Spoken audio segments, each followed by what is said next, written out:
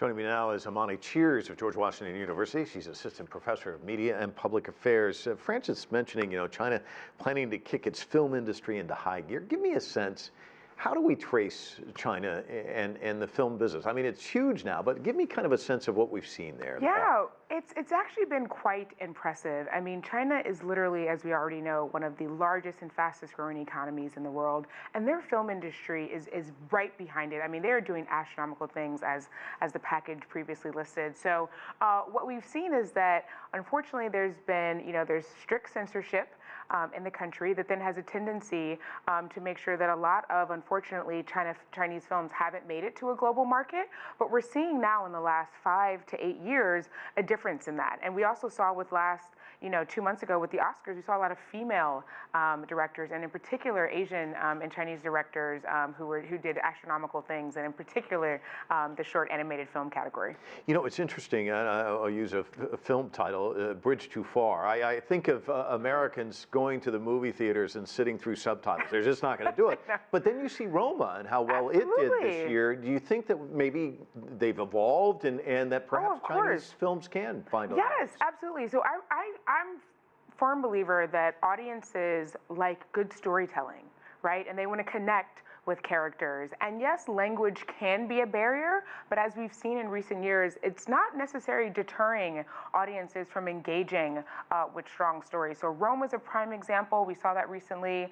That was released on Netflix, and unfortunately Netflix isn't available in China outside of some additional ways with getting a VPN number, but officially it's not there yet. But we're seeing an opportunity where a lot of US films get a second life, so to speak, once they open up. And there's only 34 foreign films that are allowed to open in China every year, and Hollywood has a large percentage of that market. Yeah, in fact, Hollywood, a lot of films now really count on China and that audience to deliver.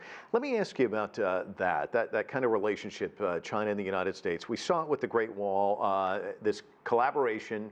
In China, it was huge. The United States, not so much. But you see more of that in the future. Yes, absolutely. I think where we're headed right now is that more collaboration, and ideally collaboration, as you mentioned, with the Great Wall, where it's going to be a Chinese film. We're going to bring in particular, some U.S. producers, maybe even a couple actors, although I'm a firm believer in hiring, as the package makes it, local actors. I think it's so important regionally that you focus on supporting the community. But we're going to see in the future a number of films, more Chinese actors coming not only to the U.S., but vice versa. We saw a huge film, Crazy Rich Asians, last summer that did, astronomical numbers here as well as abroad. So I think we're moving into more collaborative spaces. And we're kind of evolving, aren't we? I mean, not just Crazy Rich Asians. I think of Black Panther. Black Panther was huge. It made $100 million. Exactly. And I think Hollywood used to be averse to that sort of thing.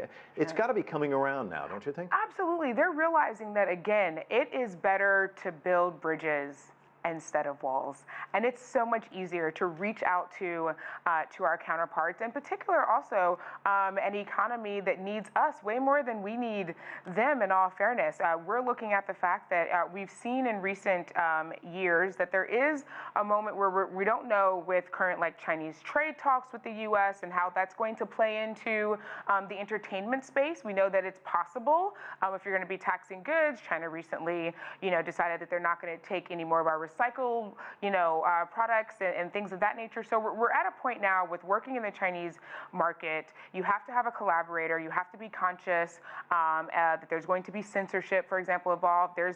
We just mentioned a Marvel film, Black Panther, that did astronomically there, but Deadpool, another Marvel film, wasn't even allowed to open as a result of its violent content. So it really kind of goes back and forth. We'll see. I know that there's a big Marvel film coming out in a couple of weeks that I'm sure is going to break numbers out there.